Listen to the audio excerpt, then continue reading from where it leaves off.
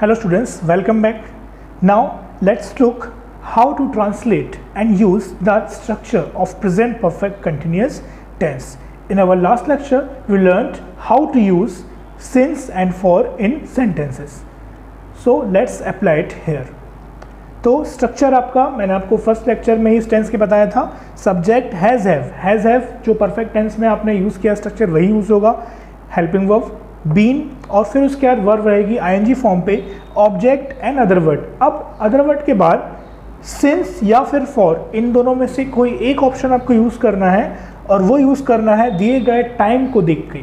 तो अब हम देखते हैं कि किस तरह से हिंदी के सेंटेंस को हम ट्रांसलेट कर सकते हैं इंग्लिश में. तो एक पहला एग्जांपल देखेंगे. अप्रैल मंथ से बारिश हो रही है. सबसे पहले तो इस टेंस के नेचर को समझ लिया है हमने, तो सेंटेंस को देखते हैं कि क्या वो उससे मैच कर रहा है या नहीं. देखिए इस सेंटेंस में एक वर्क हो रही है और वो है बारिश होने की. तो बारिश कब शुरू हुई? अप्रैल मंथ में, मतलब परफेक्ट है, फिक्स्ड है कि भाई अप्रैल मंथ से बारिश शुरू हो गई है या हो चुकी है.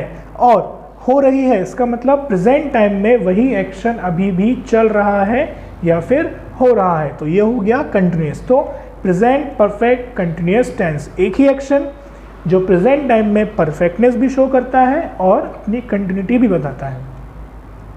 तो अब हम देखते हैं इसका ट्रांसलेशन. तो ट्रांसलेशन में हिंदी वाले सेंटेंस में ध्यान न रखते हुए आपको ध्यान देना है हमारे उस अरेंजमेंट में जो हमें एक मीनिंगफुल और एक आइडियल सेंटेंस बना के देगा. सबसे पहला है सब्जेक्ट. तो सब्जेक्ट बारिश वाले सेंटेंस के लिए मैंने आपको बताया था कि आपका सब्जेक्ट हमेशा क्या रहेगा? इट. तो सब्जेक्ट की जगह हम लिख दिया इट. इट के साथ जो हेल्पिंग वर्ब यूज़ होती है वो होती है हैज़ के बाद लगा दिया है हमने बीन. अब हमें चाहिए वर्ब का आईएनजी फॉर्म. तो बारिश होने की वर्ब को बोलते हैं रेन, और रेन में हम लगाएंगे आईएनजी, देन वो हो जाएगा raining. It has been raining, बारिश हो रही है. अब यहाँ ध्यान देंगे ऑब्जेक्ट यहाँ पे नहीं दिया गया है कि बारिश कहाँ हो रही है, क्यों हो रही है. तो ऑब्जेक्ट यहाँ पे नहीं है, यहाँ पे अदर वर्ड भी नहीं है, सीधे यहाँ पे क्या दिया गया है? टाइम. तो आपको यूज़ करना है अब सिंस या फिर फॉर, और सिंस या फॉर क्या यूज़ होगा वो बताएगा आपका दिया गया टाइम. तो हम देखते हैं कि हमारे सेंटेंस में टाइम क्या दिया है. टाइम दिया है अप्रैल मंथ. अब आप लोग ये सोचिए, याद करने की कोशिश करिए कि अप्रैल मंथ है, मतलब मंथ का नाम दिया है और टेबल में वो किसके साथ था? सिंस के साथ था, क्योंकि मंथ चेंज नहीं होता, रिपीट नहीं होता. पर्टिकुलर मंथ के हर एक के अपने अपने क्या होते हैं? नाम होते हैं, पोजीशन होती हैं. तो अप्रैल मंथ क्या रहेगा? यहाँ पे सिंस रहेगा. तो इट हैज़ बीन रेनिंग और हमने अब सिंस का अप्लाई किया, और अब सिंस के बाद यहाँ मैंने मॉर्निंग लिख दिया है, इसमें अभी चेंज कर देता हूँ. यहाँ पे जो हमारा टाइम है वो मॉर्निंग नहीं है, वो जो टाइम दिया गया है वो दिया गया है April. It has been raining since April month. तो ये रहा इसका ट्रांसलेशन. अगला सेंटेंस देखिए. हम 10 दिनों से टेंस सीख रहे हैं. यहाँ पे वर्ब हो रही है सीखने की, जो हमने कब शुरू किए हैं?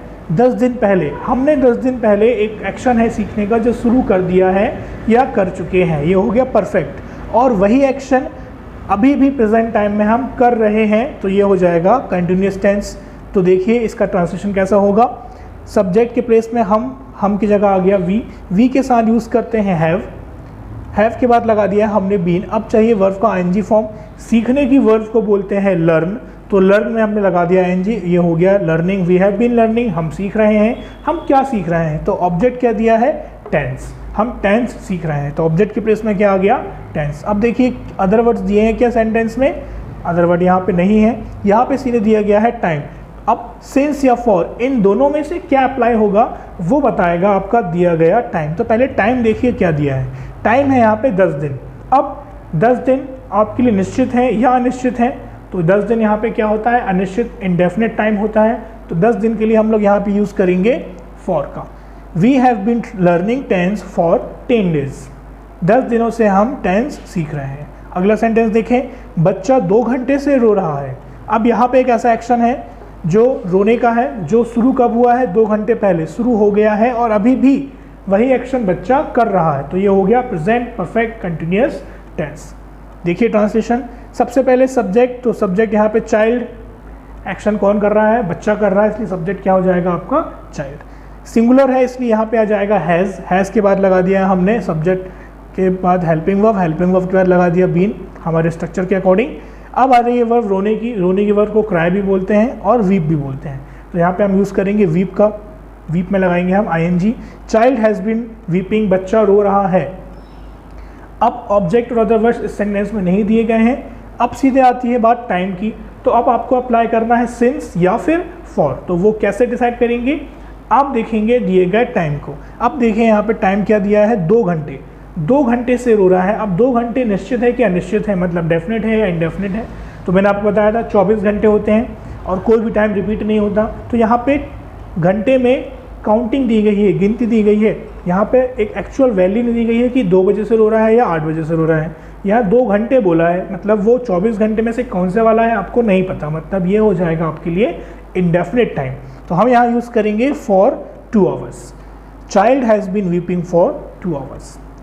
लास्ट सेंटेंस देखते हैं। इससे पहले मैं आपको बताऊंगा कि लास्ट लेक्चर में मैंने आपको आखिरी के लास्ट मिनट में एक ब्लॉक में आपको समझाया था यहाँ पे कि किसी भी इनडेफिनेट टाइम कि पहले अगर लास्ट या पिछला वर्ड जुड़ जाए तो वो इनडेफिनेट टाइम क्या बन जाता है, डेफिनेट बन जाता है। तो उसी का एग्जांपल है ये, देखेंगे।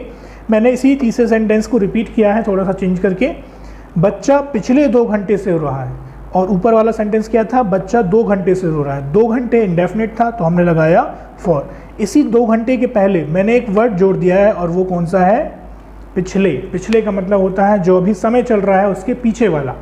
जैसे अगर अभी 3 बज रहे हैं तो इसके पीछे के 2 समय 2 घंटे पहले क्या बज रहा होगा, हम निकाल सकते हैं 2 और 1। तो हमने उस इनडेफिनेट टाइम को फाइंड आउट कर लिया।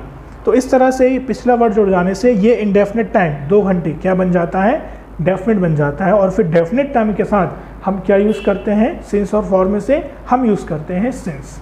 तो अब देखेंगे इसको कैसे करना है।